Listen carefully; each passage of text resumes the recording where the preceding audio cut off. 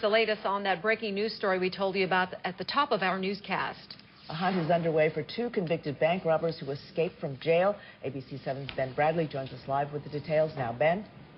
Linda, Sylvia, moments ago, an FBI spokesperson told me that agents have received a credible sighting of these two escapees in southwest suburban Tinley Park. How did the two men get there? Well, investigators are certainly looking at the possibility they had a prearranged ride. I'm told they're also looking at the possibility that these two men simply took Metra to Tinley Park. How did they escape from what amounts to a fortress of a prison facility in downtown Chicago? Well, they borrowed a scene from countless prison break movies, tying towels, bed sheets, and other fabric together. Knots are spread every few feet. There's even a makeshift harness dangling from the end of the rope, which extends down about 15 stories and ends just a few feet shy of the roof of a corridor that connects to an adjoining parking garage. Here are photos of the escapees. They are Joseph Jose Banks and Kenneth Conley. They were cellmates, both convicted of separate bank robberies, and they were awaiting transfer to a federal prison. The Metropolitan Correctional Center serves as a pretrial holding facility, and then inmates, if convicted, usually end up staying here for a short time after their conviction as they await their permanent federal prison assignment. That's what these two men were doing when they committed this bold prison break.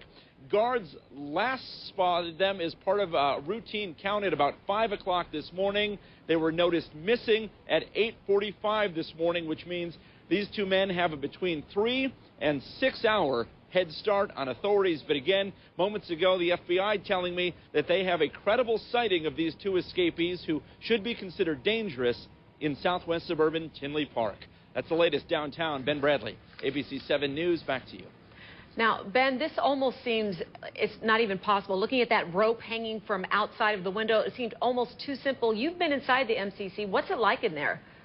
Yeah, Sylvia, I've been inside the MCC as a visitor, not obviously an inmate. I can tell you it's a well-protected facility. It's unique in that it's a high-rise prison facility as compared to a more sprawling jail facility.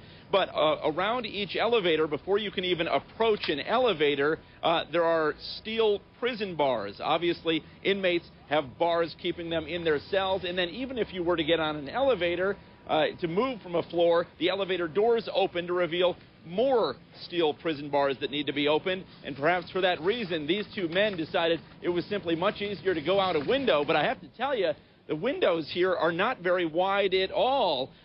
You would have a hard time squeezing yourself out of them, even if you were turned sideways, shimmying out. So these two men, I don't have their weights, but obviously they weren't very big, not only to get out of that small window opening, but then to support themselves on the way down. I was thinking the same thing. Stories. Those windows are very small. And thank you for the clarification, by the way, as to why you have been in there. We appreciate that. Ben Bradley reporting.